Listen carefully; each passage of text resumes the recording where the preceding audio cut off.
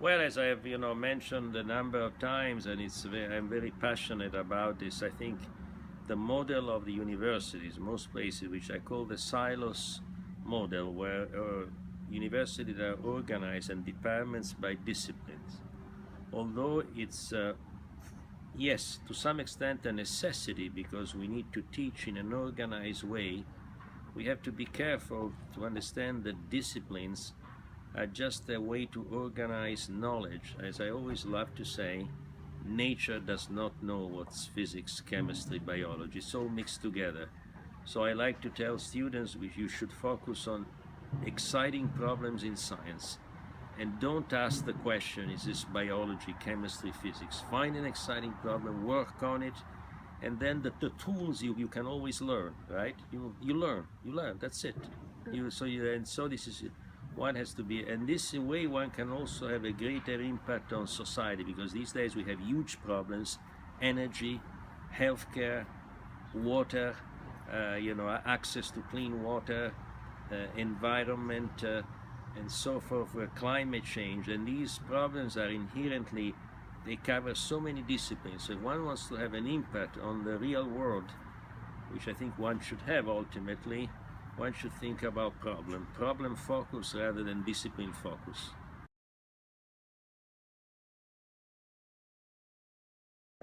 Well, I've always a kind of pragmatic approach. I mean, the way I used to teach originally when I arrived at Harvard, the traditional way, like in class, a professor comes, speaks for 1.5 hours, at the end there are questions, that's it.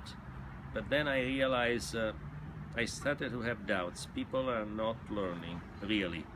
Maybe they think they're learning, because science needs a lot of discussion and criticism. But this way of lecturing does not encourage criticism, does not encourage discussion. So I started to give half of the time in my classes regular teaching, and then half of the time have the students asking them questions, discussing among themselves, and then maybe raise the hand, and they change. And then I change even further by collaborating with a very famous professor, very famous for his teaching method, Eric Mazur, who has teaching is a completely different way. So it's bottom up.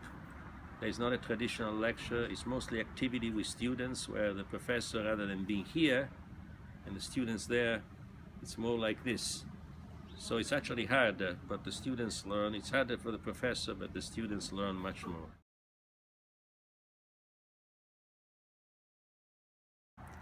Well, I say it's one of the most important things. I think it's a combination of things. You have to be passionate about what you're doing. And of course, there is a traditional thing, hard work, but then also find the focus.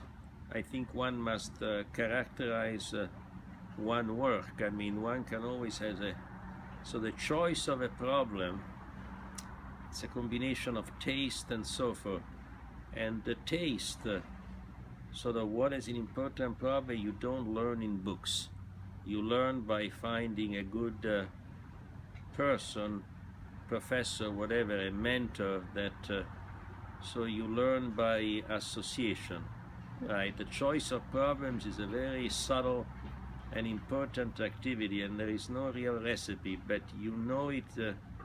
I just, Bellas was fortunate to see how many great people were going after choosing, and it's a very, very interesting activity, right?